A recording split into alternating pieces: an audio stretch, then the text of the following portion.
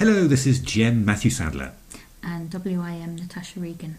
And we're here to talk to you today about our new book, Chess for Life, published by Gambit Publications. Now, in that book, we talked an awful lot about the games of the English GM, Keith Arkell. Lots and lots of interesting things to talk about. And, we spent so much time looking at his games, we actually thought that we could maybe even guess his moves in any position. So we thought we'd put that to the test, didn't we? We thought that. So what I've actually done here is something very nice. We've selected 3 games of Keith's, and Natasha's never seen them before. No. Never seen them before. And what I'm going to do is I'm going to play through the games, and then at a certain moment I'll turn to Natasha and say, what happened next? And Natasha's going to have to guess what Keith played next. And the idea is that that Natasha is really on Keith's wavelength and can really knows exactly what he's going to do. You up for it? Let's go. Right. So this is a game of Keith played against, I think it's P.Shaw. As you can see, or if you bought the book Chess for Life, you will know that this is an opening that Keith plays an awful lot and a structure that he absolutely loves. We spent a lot of time looking at it. It was really interesting work. I really enjoyed doing that. So Keith has actually been playing this system for nigh on 30 years, it's a system that's supposed to lead to it's used a lot actually just to make short draws, but somehow Keith has managed to make an incredible score with it. So, for a full explanation of all these moves, you can, I'll refer you to our book.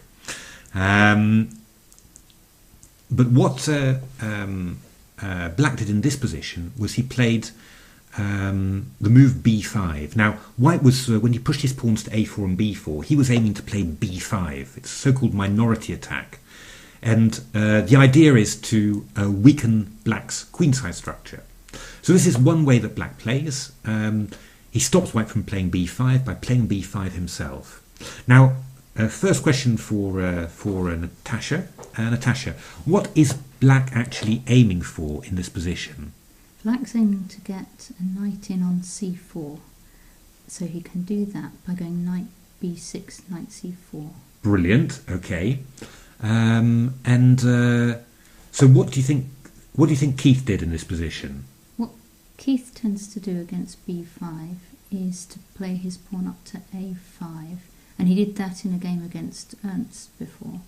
And that's right. Yeah, that's right. The advantage of that is he can't get his knight in to b6. So if he wants to go to c4, he's going to have to find a way of going via d6. And Keith, in the game I saw against Ernst, he managed to stop that. Yeah, that's right. It's I mentioned it in the book actually, that when I was very, very little, I played this type of structure for the first time, and after great mental effort, I discovered that Black wanted to play knight b6 to c4, and I played a5. But unfortunately, later it came as a complete surprise to me that Black played his knight round to d6 and came to c4 anyway, and actually put me off playing the positions for virtually the rest of my life, I have to say. But Keith's always pretty good on those things. So let's have a look how it all continued. a5, bishop b7, knight a2. Where do you think that knight is going, Natasha? It's going to go round to c5. So it'll be via c1, d3 and c5. Brilliant. Yeah, that's right. Big theme, and we show it very, very often, that in these sort of structures, Keith's just trying to get his knight onto d3. And when you think about it, that knight on d3 is a great piece. It looks at outposts on e5 and c5. Protects the pawn on b4 in this position. And what Keith loves as well, it's protecting the pawn on f2, so giving a nice little bit of extra support to the king. So the game carried on. See, Black's actually trying to stop, being clever, trying to stop White from playing knight c1 by attacking the pawn on b4. Keith's just doing a very standard thing here, rook round to c2. He's going to put pressure on that pawn to c6, and that makes it more difficult for Black to get a knight round to d6. That was just like in that game against Ernst that we quote in the book. Beautiful game, by the way. It's I think if Keith had managed to win that, it would have been absolute immortal. It was a wonderful game. So here we are. Well, Keith's actually being a bit sneaky. The other knight's coming round to d3, but the idea is all the same. And here black played queen h4. Now, what I want you to think here is, well, I'll give you a multiple choice question actually. How did Keith protect his king side? Did he play h3 or did he play g3? Keith normally likes to play g3. He likes to set up with the pawns on d4, e3, f2, g3 and h2, reducing the power of that dark squared bishop. Exactly, that's the one, because if you played h3, that king, that long diagonal is still a little bit sensitive, but g3 is just a wall of granite basically. And what you say is absolutely right. This kingside pawn majority, well, I mean d4 is a queenside pawn, but this whole flowing pawn chain, d4, e3, f2, g2, h2, that's a big favourite of Keith. He plays that an awful lot in all sorts of structures. Well, I mean, in the first video we see a position where he got that structure as black, in actual fact. So Keith played g3, queen h3. I'm sure. What do you think? I think he's going to get his queen back over to the king side somehow. Okay. Not yet. Well, how about it? Queen d3, queen f1. That's the one. He went queen d3, and then he chased away the black queen later. And well, I'm not going to ask you any more questions about it. But I'm just going to show the rest of the game just a little bit quickly, because it just shows so many of the themes that we see in the Ernst game, and they come here beautifully. So this actually, he's taken a lot longer to do this actually. Against Ernst, he did this straight away. Queen on b3, rook on b1, and then bring the knight round to c1. Here he's played around just a little bit more. But yeah, he knows that queen might come back to h3, so his queen's gone back to d3. Not a good idea from black, really. Shouldn't really be exchanging off that knight because it can't come to c4 anymore.